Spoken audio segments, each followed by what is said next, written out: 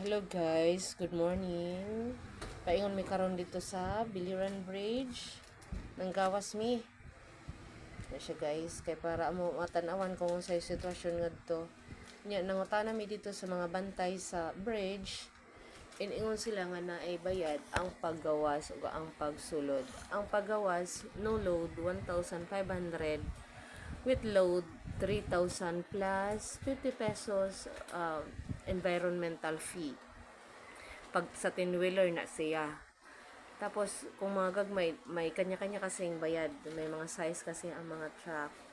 Tapos, kana siya guys, dito namin sa, gawas na ni siya sa Biliran Bridge. Dito namin sa may barangay. Amo gitanaw.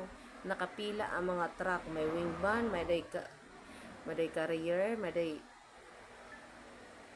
tanker, may mga dump truck na nag-deliver og mga baras. May mga food delivery ng mga wing van. May mga bayad ko na siya, nagpa-booking. Kung gawas ta guys, magpa-booking ta kinahanglan kung first trip or second trip ang ato ang maabta na schedule. Tapos, na sila kada biyahe kasi sa barge, tag napulo lang, napulo pa pasulod, napulo pa gawas sa Biliran Bridge.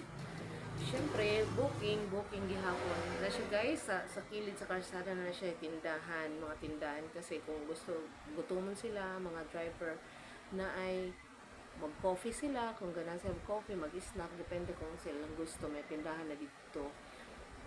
Na siya guys, dagang nakapila, muna siya, dili na siya mahuman sa usa ka adlaw nga tag napulo nga biyahe sa barge. May na kasi cut off. Pag 2 o'clock, cut off na kasi nila. Tapos, ang operation until 5 o'clock.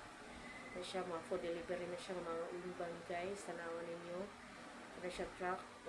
Depende, baras ba to ang karga ana. Naamo siyang gikuan. Amo sila napangutanan. Mga 2 or 3 days na sila dinha magtambay. Kasi dili man ma-accommodate tanan nga tanan sila makagawas karong adlaw.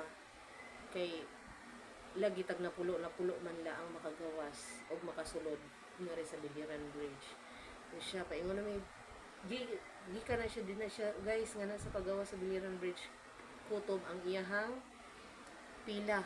Hantod nga to silang pinaka first barangay sa Leyte na sa Biliran Bridge at Tanawa. Tapos na nagbantay guys, may mga nagbantay. Tapos para-paraan nila guys para ka makasakay sa pagbiyahe nimo sa pagsulod sa Biliran Bridge. Kaya siya guys, kung sobra na nga ni, kung dili nimo gusto nga mamasahe ka guys og 3,000 or 4,550 dili nimo gusto mo bayad mo nang ihuwa na nimo sa kilid ang imuhang karga. Tapos ako to nalapod sa mga elves, sa mga gagmay nga truck para makabot sila sa limit sa weighing scale din sa Biliran Bridge. Tanawa guys, sara, ilahan na lang giluwad, tapos gihakot-hakot nila paggawas. Siyempre, kay naman sila weighing scale na ang mga bantay na siya nga side sa right side mo na siyang weighing scale. Kaya magsobra po nga ni ang imuhang karga da ibilin lapod na siya din sa Biliran Bridge niya. Balik ko nila po nimo kung empty ka na. Ganyan na lang, para nila para makagawas na imuhang mga delivery. Diba? Depende kasi magastos na po ng iyong dana.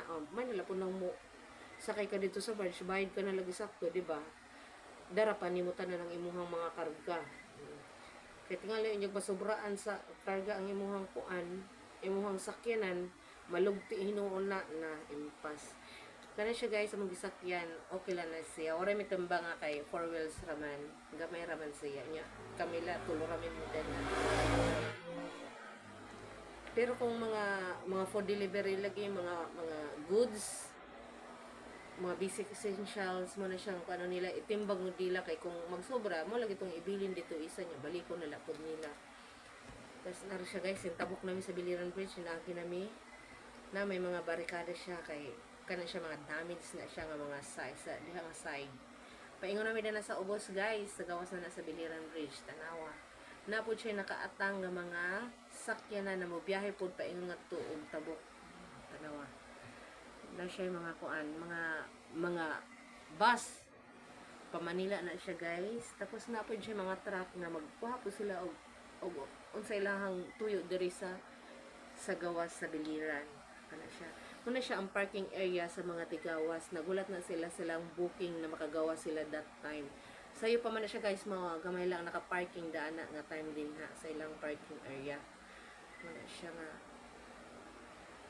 pauli na mi dana kay kuan na. Human namin nag-survey, nakapanguta namin, nakasabot namin kung unsay mga patakaran. That's all for today guys. Thank you for watching. Please follow for more. Ingat. Yay. Ganun lang. Expert na to. Kala. Kala mo, di man ma-expert. Naka-expert naman. Expert na. Expert. Expert. Expert. Malilit.